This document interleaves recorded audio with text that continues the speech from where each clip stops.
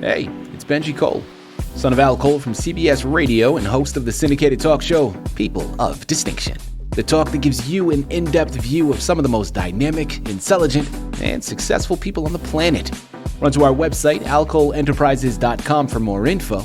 Email me at benji@alcoleenterprises.com if you'd like to get involved with what we have going. And as always, please continue to like and follow our broadcast because People of Distinction is a nationally and internationally syndicated show because of listeners like you. Our shows are available across all major podcast distributors as well as YouTube. And if you keep following, we're going to continue to put out the content. We appreciate the support. Continue to like and follow and sit back and strap in because on the line with us today, we have the impressive Terri L. Spitzer. Now, a lot of you may remember Terri when she was on our network previously. Well, people, we had such a phenomenal time. The discussion that we had was something that was so impactful. Listen, man, it was a no-brainer. We had to invite her back. Now, slated for discussion today is her book, My Complicated Yet Wonderful Life. Now, remember, it's available for purchase through Amazon, Barnes & Noble, and a whole host of other places. Simply type it into a Google search bar, and you're going to be greeted with all of them. And I promise you, for those that missed the previous time that she was here with us, once we begin talking about her book, you're going to understand why this is one you need to add to your shelf. Before we go any further, I want to quickly point out the fact that Terri was brought to People of Distinction today by Author Reputation Press. So if you're a writer out there, you've gone through your process, you've created your masterpiece, and now you need help moving the book you just developed. Well, give yourself the best gift you could possibly give and contact ARP because this is exactly what they specialize in. Now, you're going to want to head on over to authorreputationpress.com and gather all the ways that their fantastic team is going to help you do just that. And listen, as I mentioned, it is a pleasure to have Terri here on the line. People, her book is a motivational memoir, unlike any other. Now, here's the thing. It's going to surround a conversation that is not the easiest to swallow. It's not the easiest to digest. But here is why I look at it. And I'm like, listen, man, it is a discussion that we need to have. Now, we're going to be talking about Terri's life and her obstacles that she's encountered along her path. And I tell you, man, there has been a lot of them. Starting back from when she was 12 years old and she received the heartbreaking diagnosis of leukemia. When I was doing research and preparation for today's interview, I came across an absolutely heartbreaking yet astonishing statistic by the CDC. According to them, 1 in 2 men and 1 in every 3 women will receive a cancer diagnosis in their lifetime.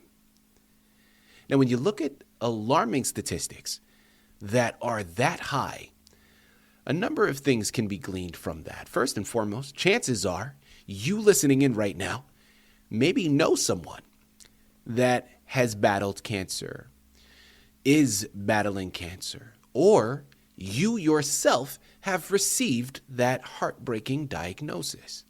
Well, with statistics that high, understanding that chances are it's going to touch our lives, unfortunately so, shouldn't we be prepared for it? Shouldn't we be having the conversation? This book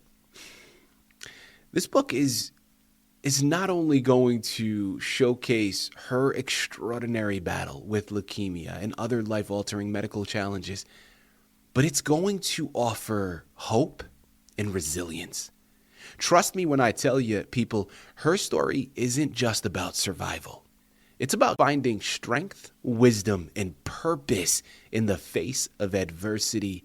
During this discussion, she's going to share some raw truths behind her journey and the lessons that she hopes to pass on because her mission is to inspire others navigating through their toughest battles. And if you pick up this book, I promise you, it's going to do just that. And at the end of the day, Terri is the expert. It's her life. She's lived it, and she's going to be able to articulate everything much better than I ever could. Sit back, strap in, and have your notebooks ready. Terri, this is an absolute pleasure. Welcome back to People of Distinction, and thank you very much for being a guest. How are you doing today? Thank you for having me. I'm doing great. Terri, listen, this is, as I mentioned, this is a true pleasure, not only because we've had you as a guest before, but I really do mean it. Your book is going to offer so much to its readers, and I believe you must have known that. I mean, this couldn't have been solely you wanting to get your story out there, although I'm sure that possibly had something to do with it. But it was probably more so along the lines of you knowing how beneficial this could have been for those out there reading your book. So let's start there, because it doesn't feel right to start anywhere else. What inspired you to embark upon this journey? First of all, the oncologist that treated me for the leukemia at the time, we've stayed good friends. And I've had a lot of different experiences health-wise, but also with my family going places and doing things. And there have been some difficult times, but I've had a wonderful life. Mm-hmm. I have nothing to complain about because I've been able to go places and do things with family and friends, and have the support of other people helping me get through some of the more difficult times. Because when I was in 1975 in May is when I was diagnosed, and the doctors had said, you have less than a 10% chance of living 6 months, because it was all research. It didn't dawn on me at the time because I had just been feeling so sluggish. I was just glad there was a name for what I had. Mm-hmm. That I wasn't just faking it or being lazy. And then the treatment plan they had then was 3 years of chemotherapy. And then when you went into remission, you did 3 weeks of massive dose of radiation to the head in the event that the leukemia had gotten into the spinal cord and gotten to the brain. Mm. They knew at the time that would cause some other form of cancer down the line, but it was all they had to use. But with the help of my family and friends being very supportive, it made all the difference in the world. As a young child, I always set high expectations for myself to achieve, not for awards or recognition, but to prove to myself that I could accomplish it. Mm-hmm. That was always important to me, is that I know I can do this. And then with the help of other people, the idea of not giving up, keep plugging away and keep trying. And in truth, I think the book was, when I wrote the book, I told the publishers I did not write the book to make money or to be famous. Yeah. I wrote the book to make a difference. And that hopefully the people reading it will take in that you don't give up. You keep plugging away. You keep using the people that support you and then make you want to continue. And that somehow you will benefit from the idea of, keep going forward. Although your memoir is meant to inspire others, while you were creating it, how did you strike the balance between honesty about your struggles? Because I'm sure, like I just mentioned, there were days, man, where it may have been hard to even get up. It may have been hard to even wrap your mind around the fight. But you're writing this book and you're wanting to maintain that uplifting tone. How did you balance the two? Well, I wanted to stay true with the goals I had set prior to that, as far as going to the academics and everything. And one of the things in the treatment plan, every 3 months they would do a bone marrow on a spinal tap. And so I missed a day of school.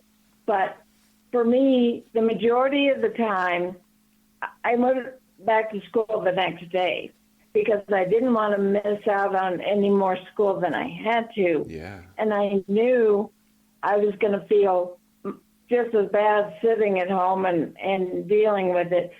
And it kept my mind focused on something, even though I didn't feel that great sometimes. You know, keeping with the plot of moving forward. And because some of the medications with the chemotherapy made learning a lot harder as far as keeping focus. And so I had to learn different ways of memorizing and maintaining my the information I was learning. So it made it a little bit harder, but to me it was worth the effort because I was determined to keep going and achieve what I wanted to achieve. And by the end, I was able to graduate with my class. So I was very, very fortunate. Yeah. People, again, the book is called My Complicated Yet Wonderful Life by Terri L. Spitzer. You're going to need to pick up your copies because this is a remarkable resource to add to your shelf. Whether you are battling, that quote-unquote big C, you know someone that has, or if you're just facing some tough times in your life, there is wisdom to be found on those pages that are going to help you overcome so many obstacles. If you read between the lines, man, there is something here for everyone. Because listen, when it comes to adversity, we get it. Life is filled with it. And as much as we'd like to avoid them, it doesn't work that way. So being prepared, having the wisdom, having the strength to be able to tackle them is what this book is going to offer. Head on over there and pick it up. Terri, my follow-up question that I want to ask you here. You received this diagnosis at the tender age of 12. At a time where your biggest concern should have been, maybe a crush that you had, right? Or maybe, do I do this piece of homework or do I leave it for tomorrow? Or my dog ate my homework. Do we want to use that? Anyways, there are basically the things you should have been battling at that time should have been trivial, right? They should have meant nothing in the grand scheme of things.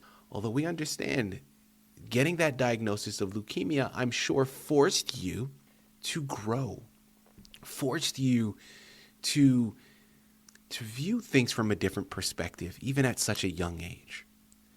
Well, I want to ask you, if you had the opportunity now, Terri, to go back and give your younger self, give your 12-year-old self one piece of advice before receiving that diagnosis, what would it be? To stay the course. I think even growing up, I was a little more mature. I liked being with the adults more than the kids. I loved talking with great-grandparents and the elderly and learning about their lives and stuff. And it was important to me because I was a people person. I loved working with people. And there again, I think for whatever reason, God picked me for this challenge. And I pretty much would do the same thing.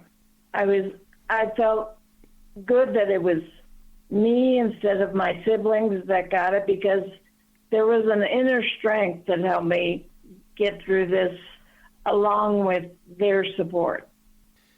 You've offered so many gems already. Is there anything else you would like to make sure our listening audience is aware of before we let you go?